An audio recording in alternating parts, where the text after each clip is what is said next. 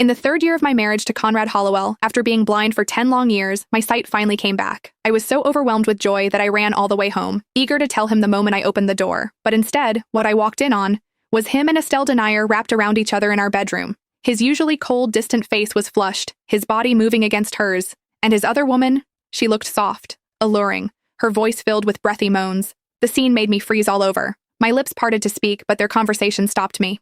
"Conrad," Estelle said with fake worry, "when are you planning to stop Ophelia's meds? The doctor said that if this continues for another month, she might go permanently blind." Conrad pinched her waist, his tone emotionless. "Her going blind is perfect. That way she'll never find out about us. I've already taken almost everything from her family. Aside from making perfume for me, she's useless." My heart clenched so hard it hurt when I heard those words. A flicker of smugness flashed in Estelle's eyes before she put on a show of guilt.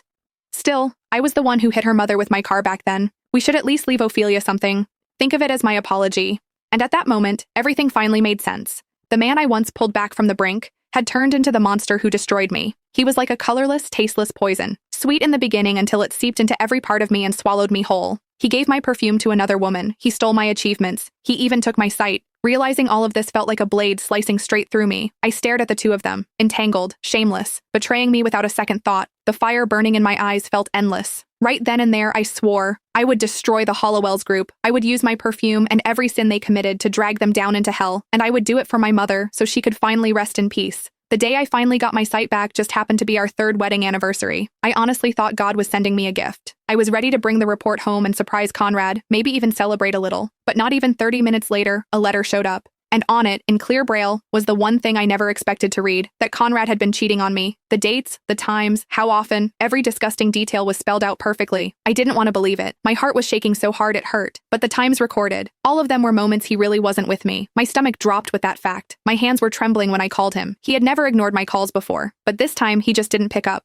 That's when the panic hit. I called him over and over, more than 10 times, and he didn't answer once. And then my phone suddenly popped up a notification from the weight tracker.